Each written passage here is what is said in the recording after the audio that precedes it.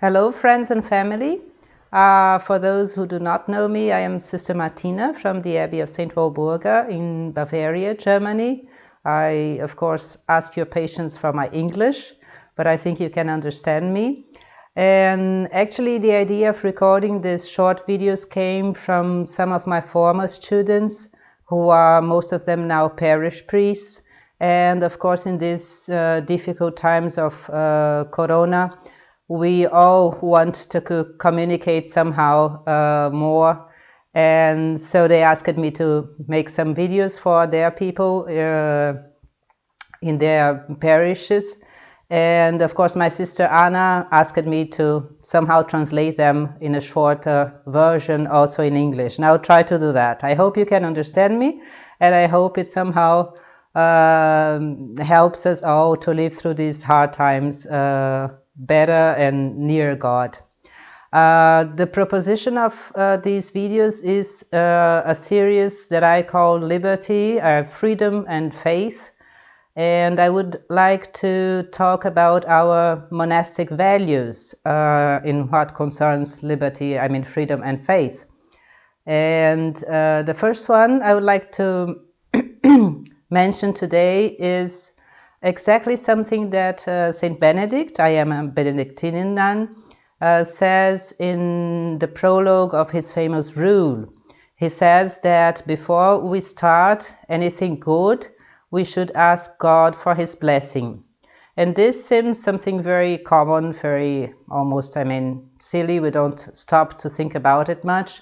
But it is actually, as of course most of the things he writes in his rule, something very important and in some sense essential to our Christian lives. And by the way, the idea of course, talking to lay people about these monastic values is that they can also live these values in their Christian lives in the world. This is not something that we only religious people have. They are just simple, basic Christian values that everybody can apply to their own lives. So going back to the sentence of Saint Benedict, he says, before we start anything good. In these words, it is the fact is already implied that we have the freedom to start something good. We have as Christians, we believe that as Christians, the freedom, the capacity, the talents, even our personal wishes, and all possibilities in a certain context, of course, of our lives, to choose our own lives, to go ahead with those things that we think are the best things for us and for those around us. Many people accuse Christianity of somehow cutting off this freedom, and it's exactly the other way around. We see that in history and in people, countries who have lived Christian faith for centuries. They have also this tradition of freedom, political freedom, social freedom, individual freedom, and so on. This is a very important and basic value of the Christian faith. And even for us in a monastery, we of course have to follow the rules to obey our superior. But we are here because we chose to be here. Our vows are made and have to be made in total freedom. I have to sign them, I have to write them, I have to speak them before the bishop and the church and the people. So, and we are also in a monastery. We are also asked to do our own lives. Each one of us has specific talents, each one of us has a specific personality. And being in a community doesn't mean that my individuality disappears. Much on the contrary, my individual values should contribute to the life in the community. So this is the first thing about the sentence of Saint Benedict. We should, and God expects it from us, that we live with freedom. I can and I should search for my own life, decide what I think is best, begin good works. Of course, when I do everything wrong, then I cannot complain if things don't work. But if I really do with the best intention, the best I can, God can only be happy with it. And he stays there, he accompanies us, but he doesn't live for us. The word of St. Paul is that Christ lives in us, with us, but not for us. I go on being myself, and we believe that also in eternal life, either in heaven or in hell, we will go on being ourselves. We don't have any reincarnation. We have a personality also with body and heart, besides our soul, of course. But then, of course, the great danger of the modern world is to think if we have done something in freedom, if we have really decided upon something, this is enough. We don't need anything anymore. This is almost a sort of guarantee that what I do is right. Did I do it freely? So it must be right. And we know from experience, mostly people who are not anymore so young, as is my case, that this is not so. We can do many things with the best of intentions, and somehow they don't work out as we wished. We ourselves have many little sins and mistakes that disturb the thing that we have done, or the other people have their own sins and mistakes, or circumstances do not allow that this thing ends well. I mean, there's so many problems and difficulties that we face in our daily lives, even when we have the best of intentions, even when we tried really our hardest to do this thing well. And so St. Benedict goes on with his advice: ask God for his blessing. That does not mean, as many people think, a kind of magical guarantee. I mean, when I ask God, then it means he will do as I wish.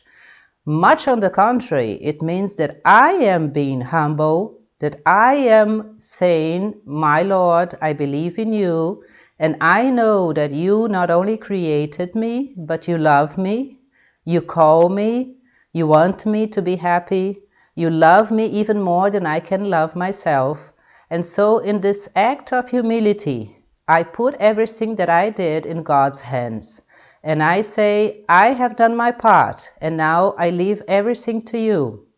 And it can be, of course, and many times it is so in life, that things do not work out as we wish them to work out, but in the end, they were better so.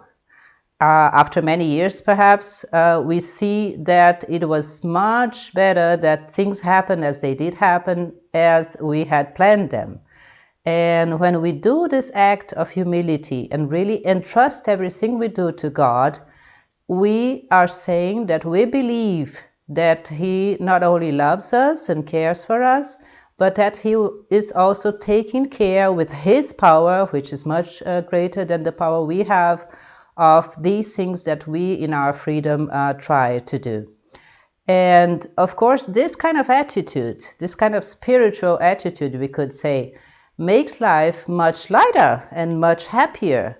The proud person, even a good person, but the proud person who thinks that he can do everything, even if he does things in a good way, if he's a good meaning person, an intelligent person, but he really has this pride to think, I don't need anyone above me. I can do, I can decide, I am the parameter for my own life. When we have this attitude, when we have this kind of pride, we end up by being somehow alone and depressed. We all have this experience. Because of course, in the end, everything rests in our own hands, and we know that we are not able to take care of everything. Life becomes a burden somehow, and sometimes a very heavy burden. Everything depends on me, and I cannot cope with everything. So what's the solution? Despair, loneliness, or depression.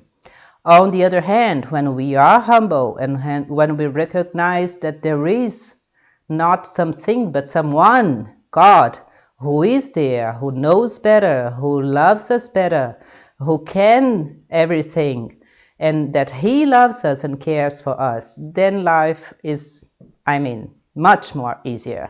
It's like the life of a child who has, of course, his own personality. A little child is always like that, inventing little things, inventing stories, going and coming, but he knows that his mom and dad are there looking after him, guiding him, protecting him, although not hindering his freedom. The child is free in his own circumstances, but he has someone who can at this moment more than he can, and who looks after him. So this humility of believing in God and of entrusting our lives to God's hands is actually an act of intelligence and of wisdom, much on the contrary of what many people think. And if we try to do that, as Saint Benedict advises us to do, life becomes much happier and much lighter.